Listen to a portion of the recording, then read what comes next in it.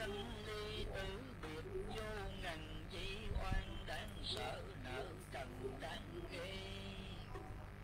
Giảng sự bởi ma mê giận lôi, trăm việc do quỷ tối cầm đầu. Giác xong mê nọ còn đâu ngộ, rồi tôi ấy bị thâu mất liền. Trong tâm tới giữ hiền phải biết, lấy trí phân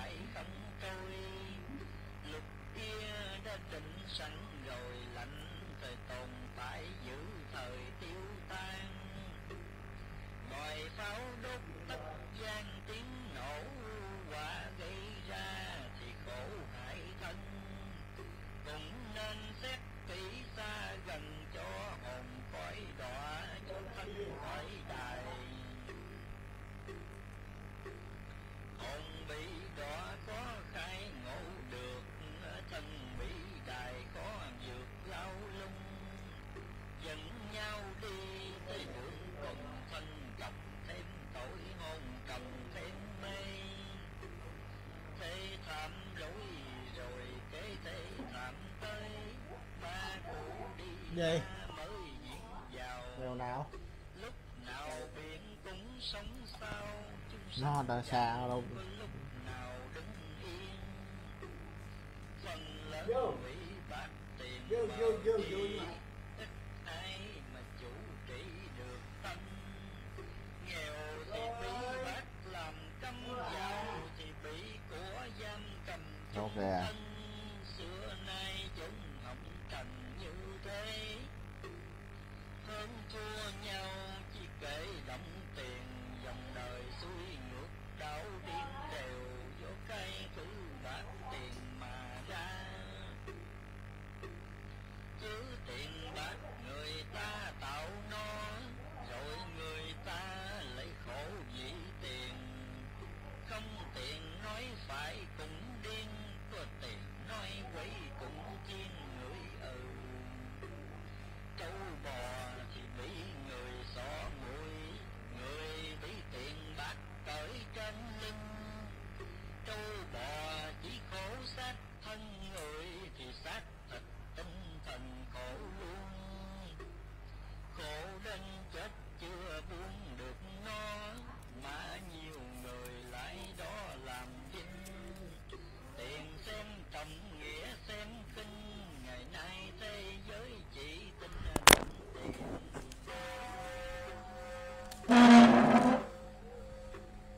Tiền là bạc không yên một chỗ, nay tay này mai ở tay kia. Người thường vì nó rẻ chia, gây ra máu đổ đầm đìa khắp nơi. Chủ được nó là đời hạnh phúc, nó chủ mình là mất tự do. Làm ra để giúp để cho, chứ gom góp để bo giữ đời. Đem giúp đỡ cho người chẳng mất, cứ bo giữ cất không còn. Vật mòn biết dụng không ngòn, tiền đừng nên bạc nên còn nghĩa ân. Tham tiền bị hư thân lắm kẻ, mến bạc nhiều người nhẹ giá danh. Gái thì ban mất tiết trinh, trai thì trộm cướp hoặc sanh gian hùng. Thân cho mấy khi lòng mến bạc, Diễn ra cái cười. thân kia cũng nát như tương. Tự mình đốt chết tình thương, mà không sáng mắt bởi dương động tiền. Tiền dùng đúng tiền hiền như Phật, như bạc xài lầm bạc ác hơn ma. Phật ma cũng tại người ta, chứ tiền bạc cũng vốn là vô tri. Nhiều tiền kiếp mâu ni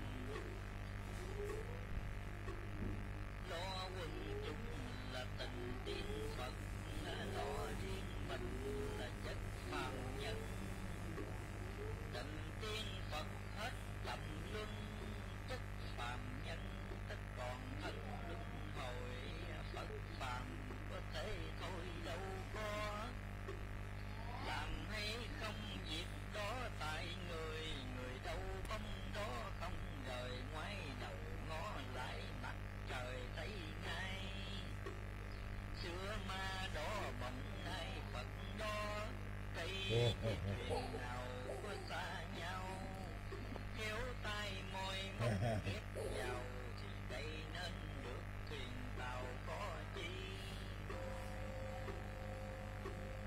chúng sanh chứ bỏ đi tự lực mọi người nên lấy sức của mình phạm tình đối lại thánh tịnh tự mình sửa lấy lòng mình hơn ai chớ ỷ lại kẻ ngoài cứu vớt phải tự mình tìm cách thoát ly thật tâm tự độ mình đi tự nhiên có Phật hộ trì Dạ. phải lo Tự nhiên ngồi chơi nè, tự nhiên giống ỉa lắm á.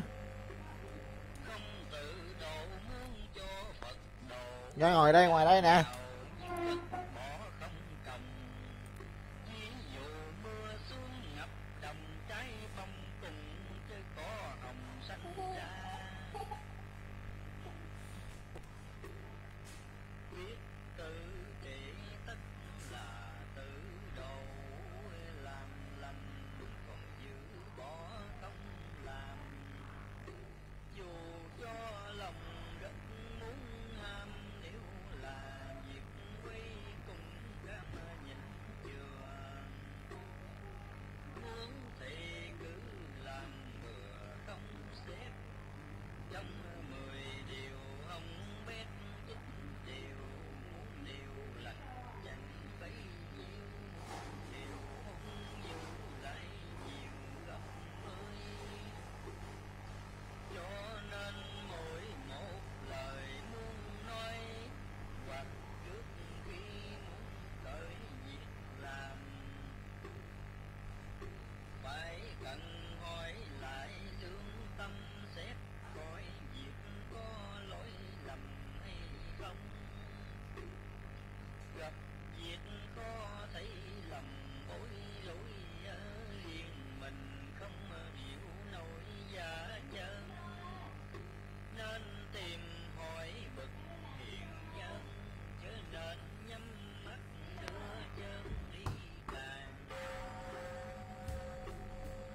lỗi với người có toán chuộc tội lỗi với mình sửa cái dễ đâu lỗi thân thân chịu Vậy nó không chịu vô nè, nó cứ ngồi ở ngoài đây nè. lòng chịu âu sầu mê man thân lao khổ bất an trong già lòng âu sầu thân thể mòn hao không âu sầu chẳng khổ lao lắm đừng để một phút nào rời thân phải tu luyện tinh Nó chịu vô, nó cứ ngồi ở đây không nè. cần dưỡng nuôi hạnh đức đủ đầy cây Khó hiểu thiệt. uống mãi cùng ngay người hư mây cố sửa hoài cũng nên Nói đâu có cười với mày. học hỏi vốn Cười. là nền tri Cái gì? sách kinh là cái nút tâm linh cần học hỏi đọc sách kinh giúp cho sức hiểu của mình Cái gì cười không trời tự nhiên. lành kem trí như nhà thiêu cửa hiền mà ngu như nửa cái mù hiền minh chớ để hiền ngu lành thì lành chi chớ tu xuống lành tu có hành gia danh châu báu tu công hành tiếng nhạo đã chai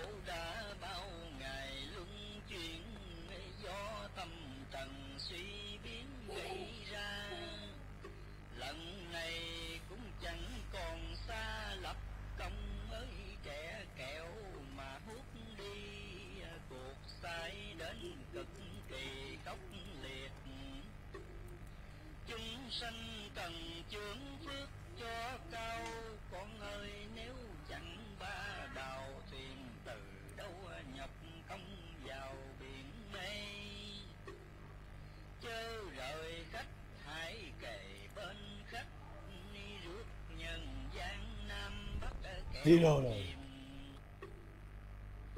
Dù sao cũng chớ ngồi im, nếu còn có kẻ đắm chìm sông mê, không riêng để mình cày sen bao. Muốn cho ai cùng đau Tây phương, lánh đi cuộc tạm trần dương, cùng nhau hiệp lực mở đường dài lâu.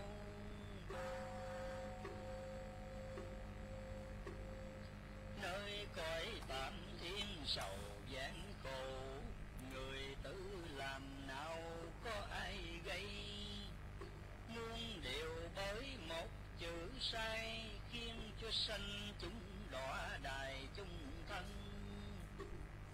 Con ơi chốn hồng trần mù mịt, bị lợi danh phủ bích dân linh, khiến cho hầu hết chúng sinh quên tìm kiếm lối cứu mình khỏi mê. Tự mê đã chưa hề tỉnh giác,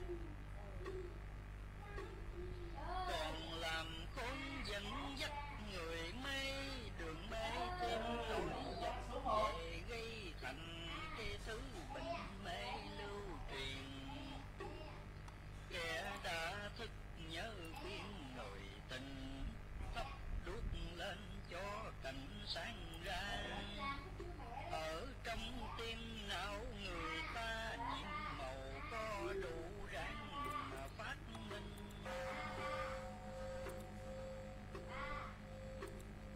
Chớ để đêm thủy sình mất xác, lỗi công sanh khi mất một đời.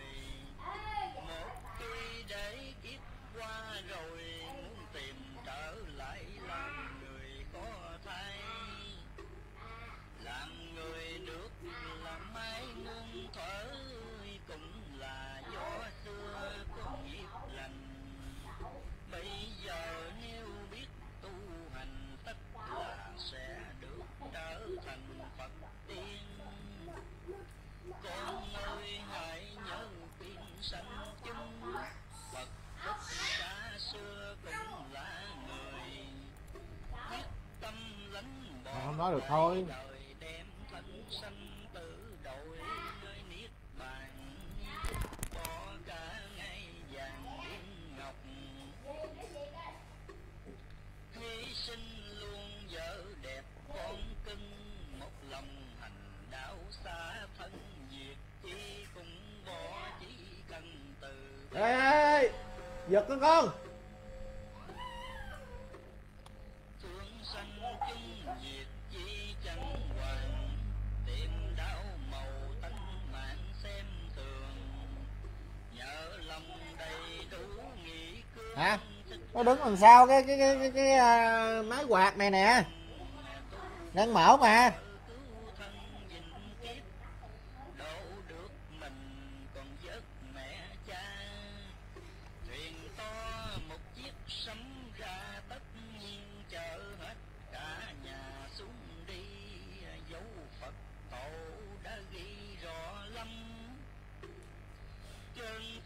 Sanh cần bấm đi theo, muốn tu đừng có sợ nghèo, muốn thành Phật chứ nên đeo lòng tà.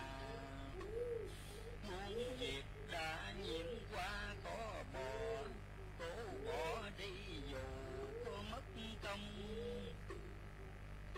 Ban sơ khó tỉnh được lòng, nhưng đừng thối chi cuối cùng sẽ nên học đạo lớn. Phải bền chí cả, muốn quả cao cần có công dày.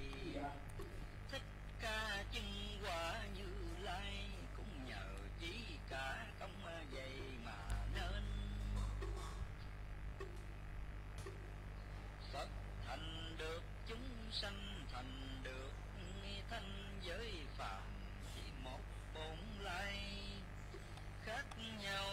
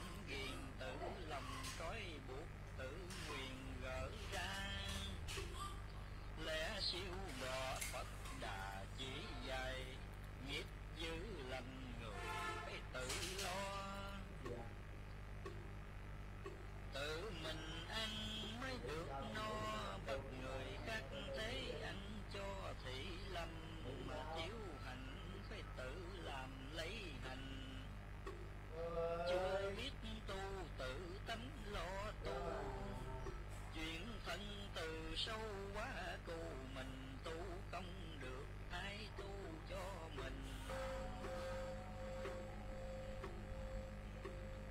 Người với con đồng sinh cõi tạm, con với người đã nặng nhân duyên. Con thiền ráng độ người thiền, bỏ người đi xuống mình lên sao đành. Học Phật phải rộng tình tế độ, nói Pháp cần phá bỏ chấp tâm. Phật riêng tế độ Phật lầm, Pháp còn có sự chấp tâm Pháp tà. Mẹ nuôi con xót xa chẳng nề, Phật độ người đâu kể công lao. Hai tâm hồn rất giống nhau, mẹ giàu tình cảm, Phật giàu tình thương. Tình yêu con đem đi yêu chúng, tâm lo tư để dùng lo công. Tất nhiên cùng Phật một Thúi thúi vậy mà. không thể có mấy không thể còn. Mẹ anh chỉ cho con anh ấy, Phật thành mong dạng loại đều thành lòng nguyện độ tư độ sanh. Tình đời đâu sanh kiệt tình từ bi. Ra đây quậy nè. Mẹ yêu con quản chi đẹp chừa, Phật thương người đâu xa tự sanh. Niết bàn là chốn an lành, lâm phàm độ đặng ngồi yên. Người tưởng Phật muôn thiên có một, Phật nhớ người giờ phút không quên. Chỉ nghe có tiếng khóc lên thì lòng Phật thở như tên bắn vào. Thời mạt Pháp tà cao hơn chánh, bụi hạ quân ít thánh nhiều phàm. Cho nên nạn ách bao hàm, mắt từ bi thấy đâu cả mấy ngồi nhìn.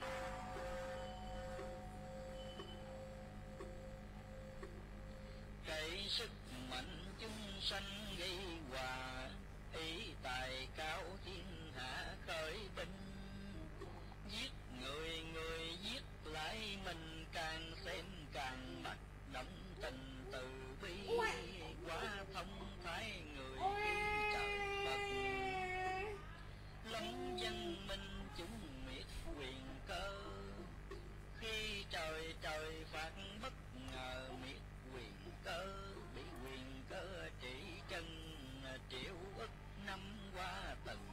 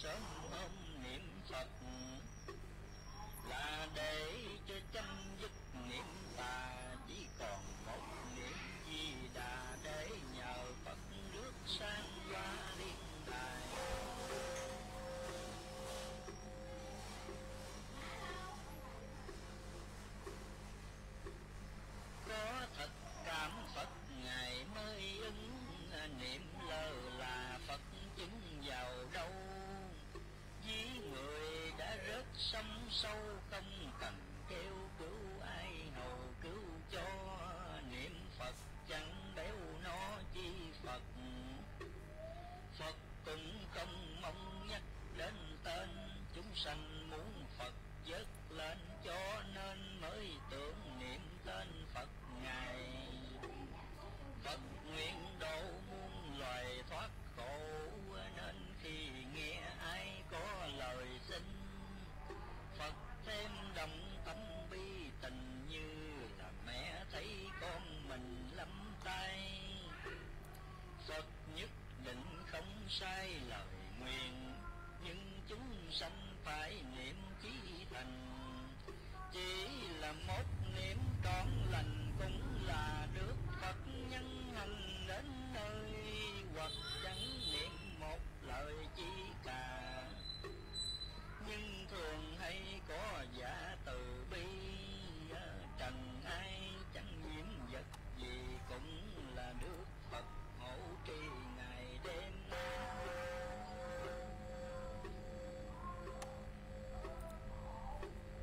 Người tự độ cầu thêm Phật độ, như nước xuôi lại gió thuận chiều.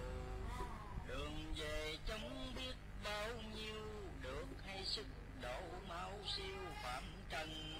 Tuy có được tinh thần bác ai, cũng nhớ nên tượng giấy Di Đà. Kỳ này có Phật ấy qua rước về, cực lạc ngồi tòa kim liên. Cõi ấy chẳng não phiền điên thôi đó. tuổi sống lâu vô số vô biên. Muốn chi thì được có liền, thân người nào cũng bằng sen hóa thành. Cõi ấy vốn trọn lành trọn tốt, cõi ấy không ai chết ai già. Thường ngày có Đức Di Đà Cái gì? thần thông hóa hiện ra muôn hình.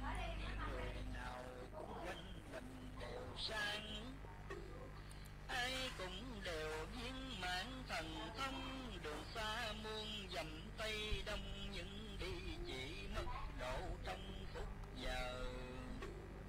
Người cõi ấy thường trưa mỗi bữa, đi cúng dường Phật ở khắp nơi. Đi về trong buổi ngõ thời, người nào muốn thịnh lời Như Lai. Nên ai cũng đồng vai Bồ Tát, không người nào xa lạc phàm phu. Hạ quân kẻ phát tâm tu cầu, về cực lạc là đầu nhập môn. Cõi ấy vốn người nhân thiện cả, ai muốn sang phải giả lương hiền. Cõi sen người phải như sen, gần bùn mà chẳng ô quen mùi bùn. Cõi lành kẻ giữ hung có bước, Phật từ bi chẳng rước bất lương. Muốn về cực lạc Tây phương, các điều hung dữ chớ dương điệu nào. Lá dạ thì trước sau cũng đầu, để lá non thay nở trên cành. Hết đời trước kế đời thanh, luật đạo thái ấy đã dành từ lâu. Thuở xưa quả địa cầu rất tốt, đất bằng vàng thảo mộc bằng châu. Người nào cũng rất sống lâu an vui, chứ chẳng khổ sầu chi đâu.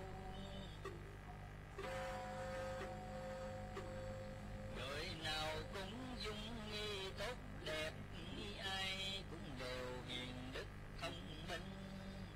Nhỏ lần cho đến hiện tình lòng, người quá xấu địa hình quá dơ.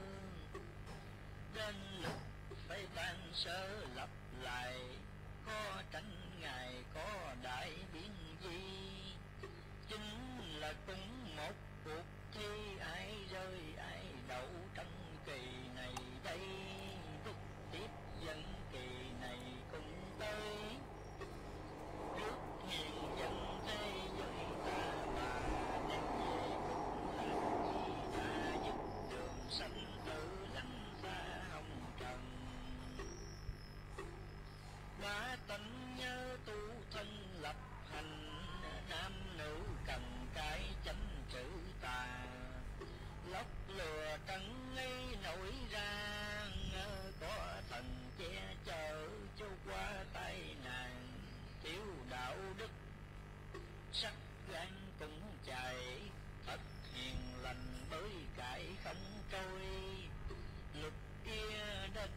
sẵn rồi lạnh thời tồn tại giữ thời tiêu tan.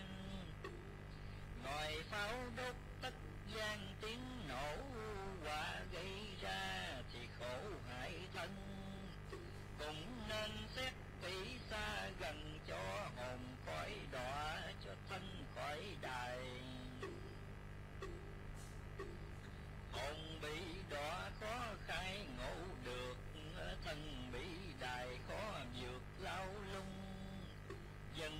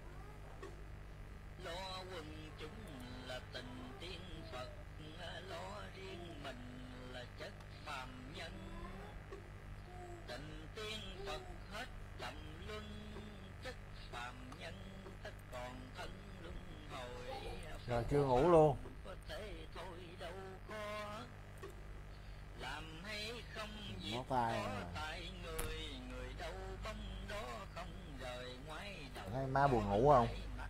Thấy bà ngoại buồn ngủ không? Xưa ma Không đó ngủ. bỗng nay Phật đó, cây với thuyền nào có xa nhau, kéo tay Cứ cười cười chả hiểu mà. vào thì đây nên được thuyền tàu có chi. Chúng sanh chứ bỏ đi tự Con mèo. mọi người nên lấy Con sức mèo. của mình, phạm tình đối lại thánh tịnh tự mình, sửa lấy lòng mình hơn ai, chớ ỷ lại kẻ mèo. ngoài cứu vớt, phải tự mình tìm cách thoát ly. Té vậy con, cứ đứng ngồi kỳ á. Tự nhiên có Phật hộ trì khỏi lo,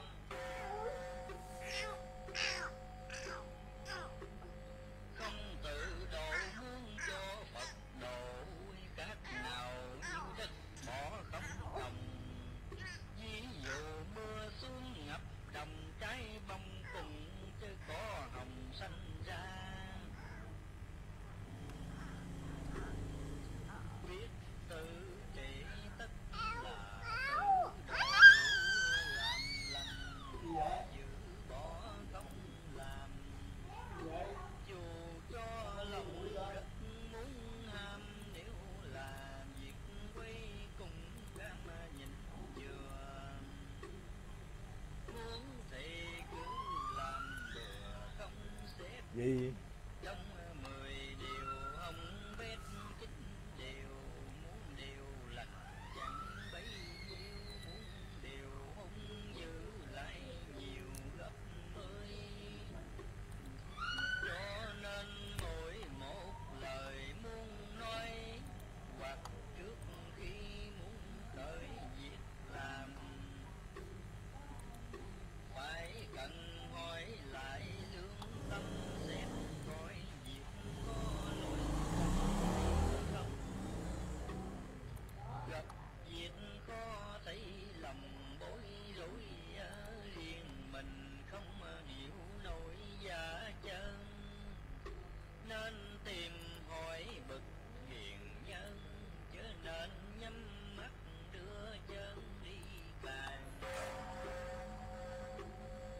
Lỗi với người khó toán chuộc tội, lỗi với mình sửa cái dễ đâu, lỗi thân thân chịu giải dầu, lỗi lòng lòng chịu âu sầu mê man, thân lao khổ bất an trong già, lòng âu sầu thân thể mòn hao, không âu sầu chẳng khổ lao, lòng đừng để một phút nào rời thân, phải tu luyện tinh thần sáng suốt, cần dưỡng nuôi hạnh đức đủ đầy, cây công uống mãi cùng ngay, người hư mây cố sửa hoài cũng nên, học hỏi vốn là nền tri thức, sách kinh là cái nút tâm linh, cần học hỏi đọc sách kinh giúp cho sức hiểu của mình rộng ra,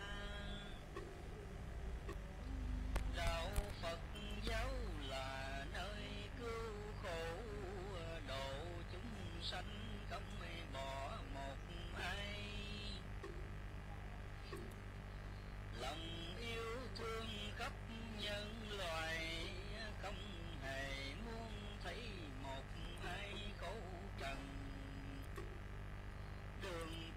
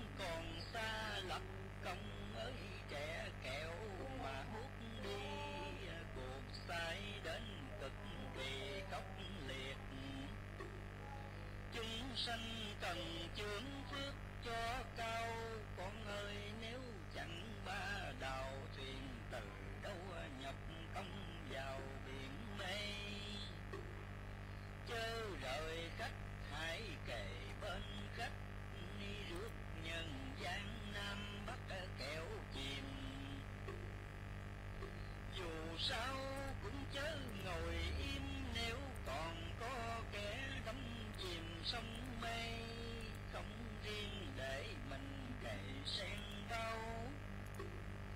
Muốn cho ai cùng đau Tây phương, lánh đi cuộc tạm trần dương, cùng nhau hiệp lực mở đường dài lâu.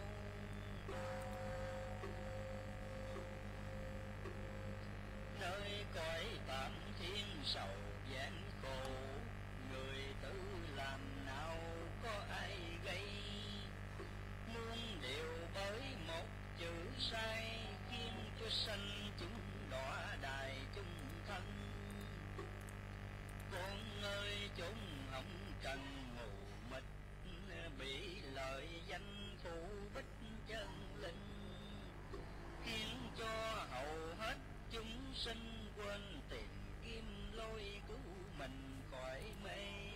Tự mê đã chưa hề tỉnh giác, còn làm khốn dẫn dắt người mê. Đường mê thêm nổi dọc về gây thành cái thứ bệnh mê lưu truyền. Kẻ đã thức nhớ khuyên người tình, thắp đuốc lên cho cảnh sáng ra. Ở trong tim não người ta nhiễm màu có đủ ráng mà phát minh. Chớ để đến tuổi sình mất xác, lỗi công sanh khi mất một đời. Một khi để kiếp qua rồi, muốn tìm trở lại làm người có thai. Làm người được là mãi muôn thuở, cũng là do xưa có nghiệp lành. Bây giờ nếu biết tu hành, tất là sẽ được trở thành Phật tiên. Con ơi hãy nhớ khuyên sanh chúng, Phật Thích Ca xưa cũng là người, quyết tâm lánh bỏ tệ đời, đem thân sanh tử đổi nơi niết bàn. Dứt bỏ cả ngày vàng niên ngọc, hy sinh luôn vợ đẹp con cưng. Một lòng hành đạo xa thân diệt chi, cũng bỏ chỉ cần từ bi.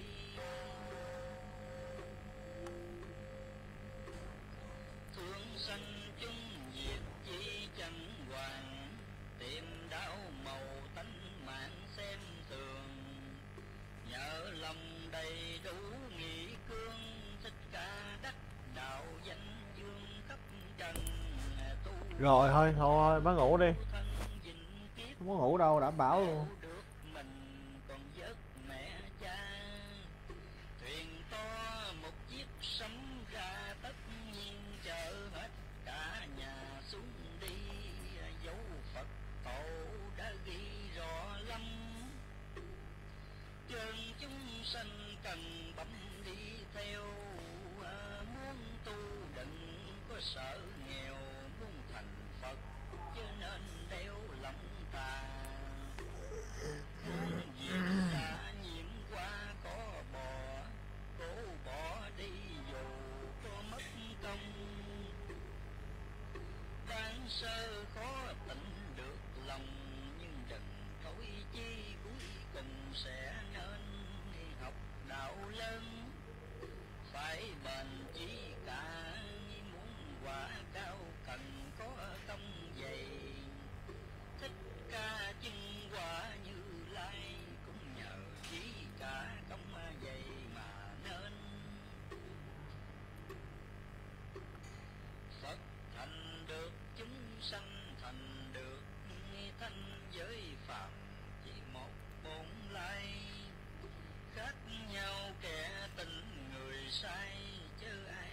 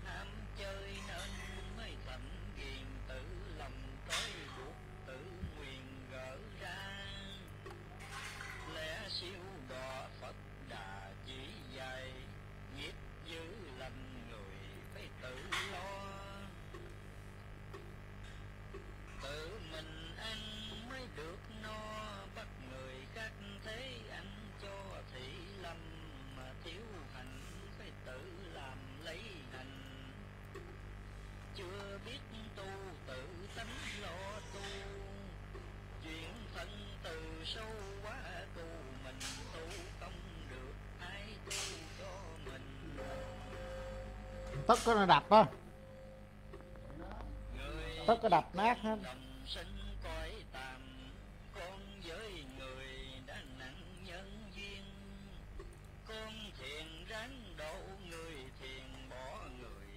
Cũng được á, đập. Học Phật phải rộng tình tế độ, nói Pháp cần phá bỏ chấp tâm. Phật riêng tế độ Phật lầm Pháp còn có sự chấp tâm Pháp tà. Mẹ nuôi con xót xa chẳng nề, Phật độ người đâu kể công lao. Hai tâm hồn Nó không còn đủ đâu. nhau, mẹ giàu tình cảm, Phật giàu tình thương. Tình yêu con đem đi yêu chúng, tâm lo tư để dụng lo công. Tất nhiên cùng Phật một lòng thôi, không thể có mây không thể còn. Mẹ anh chỉ cho con anh ấy, Phật thành mong vạn loại đều thành lòng quyền độ tứ độ sanh. Tình đời đâu sanh kiệt tình từ bi, mẹ yêu con quản chi đẻ chừa. Phật thương người đâu xa tự sanh, niết bàn là chốn an lành. Lâm phàm độ chúng không đành ngồi yên, người tưởng Phật muôn thiên có một.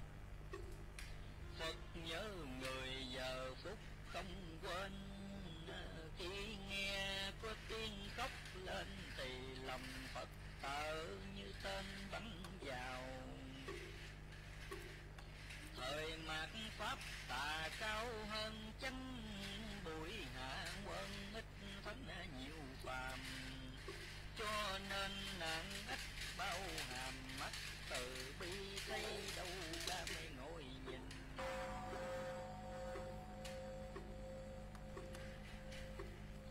Cậy sức mạnh chúng sanh gây hòa, ý tài cao thiên hạ cởi binh. Giết người người giết lại mình, càng xem càng bắt động tình từ bi. Quá thông thái người khi trời Phật, lắm dân minh chúng miệt quyền cơ. Khi trời trời phạt bất ngờ miệt quyền cơ, bị quyền cơ trị chân triệu ức năm qua từng thế đó. Chẳng phải là mới có đây đâu, tiêu tan trên mặt địa cầu muôn lần rồi, chứ phải đâu một lần. Núi nổ khắp xa gần đều cháy, nước tràn đầy khôn giải cùng trôi. Tranh đời mỗi một lần bôi cỏ cây đều sạch, thú người đều tiêu. Cầm ngọn đuốc mà thiêu ổ kiến, lấy đá to mà luyện trứng gà. Chúng sanh thử tưởng tượng ra kiến kia xong chết trứng gà nát không. Vì đại hạn cũng đồng cảnh ấy, khi tẩy trần trông thấy hải kinh. Thấy bèo xác bọt linh đinh diều tha qua xe, chúng sinh tử nan. Trời héo mặt gà vàng cùng dân, đất châu mài thó trắng bạc tinh. Nhìn vào đại nạn chúng sinh, quỷ thần còn phải thất kinh vía hồn. Thật ra nghiệp sanh tồn kỳ chót, tài không hơn nơi đức ơi con. Đức tuy không thấy mà còn, tài coi rầm rộ mà mòn như cưa. Cột giới beo tranh nhau quay dùng, bãi nát mình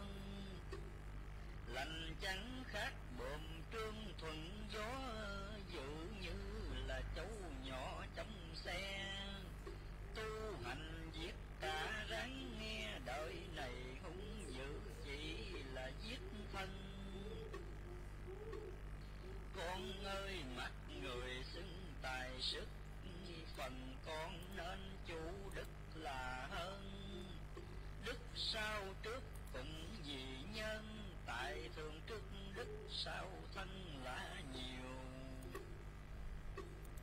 Tài không đức chỉ chiêu khổ hòa, đức không tài chỉ gá tai ương. Tài thêm có đức đồng tương, khác nào rồng được mây dương lấy mình.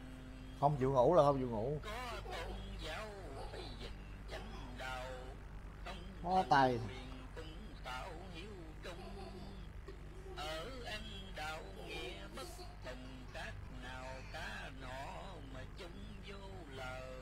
Mỗi việc ác mỗi tờ giấy nợ, thân nay chưa thì đợi thân sau. Dài bao thì trả cười cái gì bao xưa nay nhân qua luật nào nể ai. Thời mạt pháp trả dài rất trong, kỳ hạ quân chết sống lẻ thay. Đời xưa trả bao thì chạy, đời nay trả bao một giây nhãn tiền.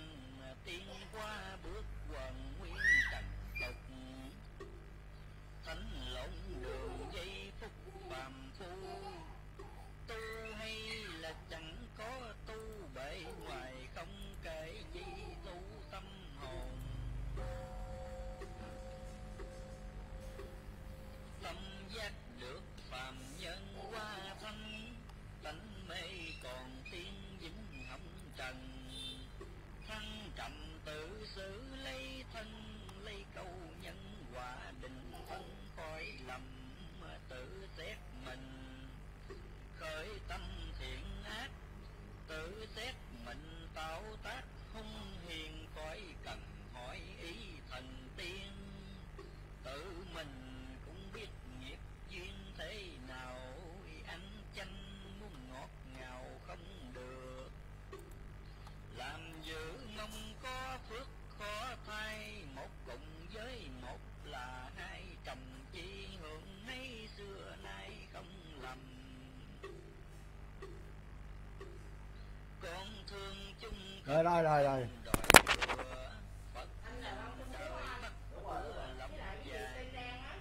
10 người hết 9 người gian, ngoài đời đã chán còn loan trong chùa. Đạo đức chỉ là khua ngoài miền, tu hành không một chuyện trong lòng. Kể kinh học nói cho thông, khác nào con két nháy ông chủ nhà. Nói thông thay kể ra sao hết, làm trái ngang chẳng việc nào xong. Đáng thương cho kẻ tốt lòng, bị người lừa gạt mà không biết gì. Đến như Phật từ bi vô hạn, cũng bị người giả dạng tăng ni, làm cho sanh chúng ngờ nghi. Cửa tiền văn bóng đạo nghi làng tâm. Con ơi đạo thầm thầm chia diệu, chúng luôn công phải nhiều không tan. Chỉ phương đâu có gì đâu, trần gian bị lòng ngờ vực, chẳng đang từ bi. Long qua dũng kỳ thi công đức, hạ nguồn là chính lúc chọn lừa. Lành thì làm giữ nên chưa thiên tồn, ác thất thiên cơ định rồi. Núi cao như đôi thành biển, mắc cười vậy. Ủa sao chị Trang chỉ giờ buổi sáng thôi vậy? cao ruộng khô tất cả sông Bà hào. thích vậy em. Nhai mắt biển dạo rừng sâu.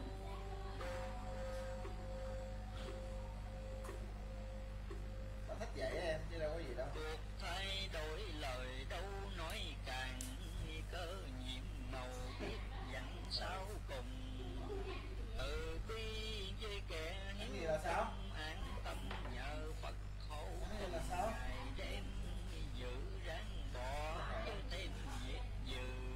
Không có ăn gì đâu. Lành nên làm thêm sự hiền lành, tồn sanh sẽ được trường sanh. Thượng quân trở lại thái bình an vui.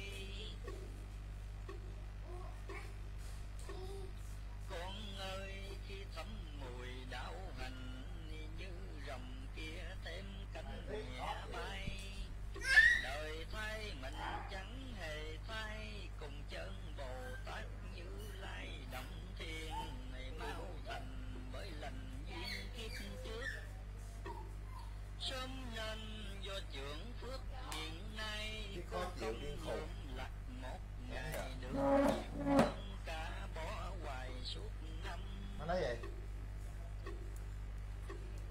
Trước không biết trời có thiệt sao đâu mà tâm sẽ rõ, xưa chẳng tu nay ngộ thì thành. đó là hiện tượng Xưa thiên nhiên nhưng thôi. hiện nay lành lành Chứ làm con mà có chứ thiệt giữ được. tan tành còn chi. Xưa lành nhưng nay thì làm dữ dữ còn ra lành sự đâu còn. Ai Khác nào nhà mới sơn son trăm dầu nó khó ngủ lắm. chỉ còn đống than. Nó là sao á Đành ráng làm ngủ vậy là mai mốt vô cô lên cô quýt cho mày luôn có thiệt á. theo giữ chỉ cùng đường. Giữ lành vốn ở tâm dương, chủ tâm chớ để vào đường ngục môn. Hồn chủ xác là tồn tại mày, xác chủ hồn là quái diệt luôn. Chiều theo sở dục ngông cuồng chỉ mau quỷ kiếp vô thường ít chi.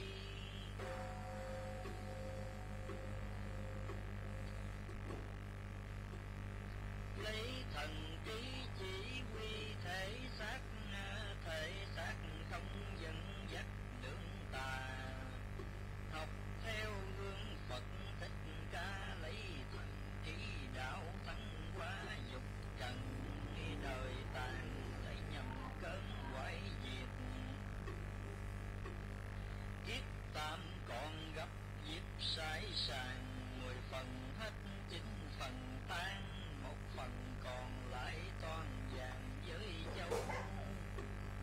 Không cánh mà bay đâu cũng tới, ngồi một nơi thế giới. Nó hay sàm sàm tự nhiên cái gì cái cười. Giả chân lắm sự lạ lùng, Phật ma có biết đối tung lầm người. Quá vật chất bị đời ám ảnh, yếu tinh thần bị cảnh cuốn lôi. Chung quy chẳng giết não rồi chỉ làm đau khổ cho đời nhiều hơn. Ráng mở chỉ để cân giả thiệt, nhớ bình tâm xét diệt chánh tà. Đợi nhiều khôn khéo quỷ ma đụng đâu tin đó thì là lầm to. Học khôn quỷ thường lo diệt quỷ, giữa tánh phàm chỉ nghĩ thân phàm. Bảo thân Tự con lắc cái đầu vậy đó cũng cười nó thiệt á. làm theo khôn Sao á thân phàm mau tiêu. Được giải thoát là điều hơn, khó hiểu. phải chết chấp luôn. Thôi được rồi anh. Bọt nước đông phương, giả thân kết cuộc kết Khó hiểu anh. thân. Phải tỏ ngộ đường trần mới dứt, được hết mê đến tục mây. Mây là gốc khổ con ơi, còn mê thiên hạ chưa thời nào vui. Bởi mê mới làm tôi thị dục, nếu ngộ đâu tùng phục lắm ta. Dục ta đều tại người ta, dục là thống khổ ta là trầm luân. Dục thường vì xác thân bởi xương, ta thường vì giống tưởng gây ra. Cả hai đều thứ mắt lọa lợi gần, thì thấy hại xa không lường. Gần dứt thở trên giường chưa biết, bao vợ con nối tiếp đường lầm. Vì tình mà thỏa cảm tâm vợ con rồi Cười lầm cười. theo luôn. Nghiệp cha mới vừa uống con bắt hết cháu, rồi lại chắc nối truyền. Cứ như thế đó lưu liên gây nên một khối thảm viên nhiều đời. Cha mẹ chết con rơi nước mắt, con chết thì cháu chắc khóc ròng. Vợ con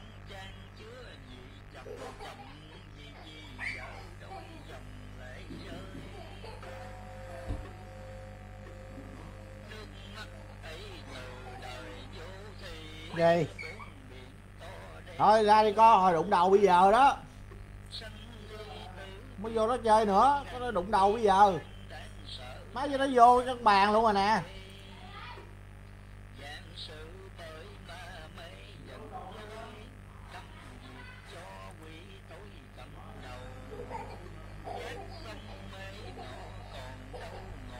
Cười rồi cái này chơi cái gì kỳ cục à.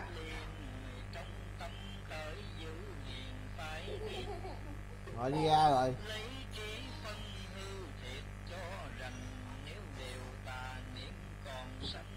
Rồi vô nữa.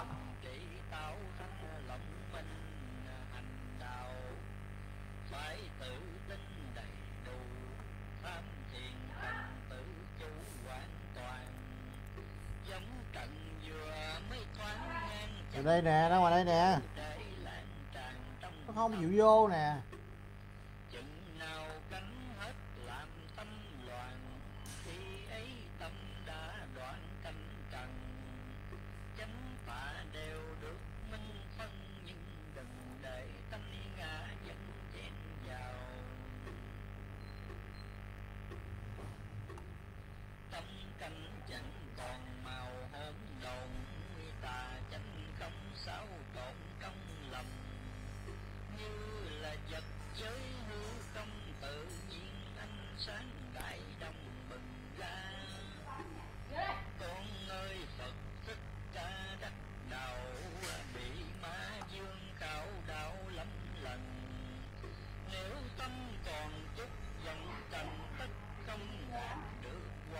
Không, cái thằng mới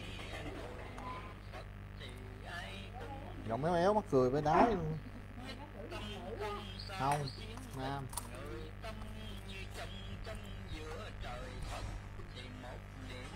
Ủa sao chị đó chị cứ thích giao hàng sáng kỳ con. Ai biết đâu, bả dở hơi vậy mà.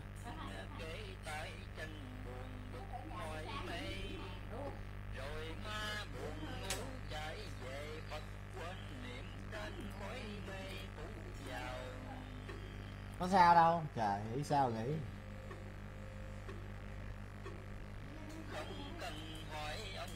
Làm gì ngu.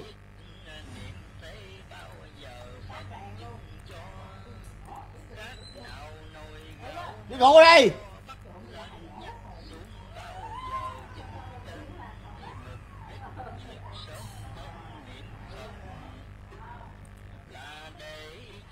Mệt quá.